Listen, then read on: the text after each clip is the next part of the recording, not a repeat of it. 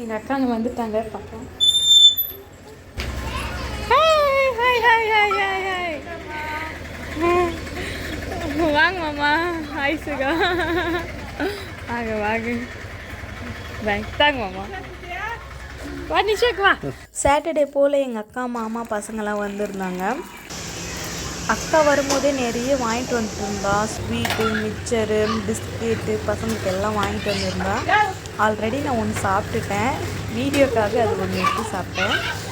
இன்றைக்கி சாட்டர்டேன்றதுனால நாங்கள் எதுவுமே நான்வெஜ்ஜு செய்யலை. எதுக்காக பார்த்திங்கன்னா எங்கள் மாமா நான்வெஜ்ஜு சாப்பிட மாட்டார் சாட்டர்டே. அதுக்காக வெஜ்ஜில் எல்லாம் செஞ்சுட்டோம்.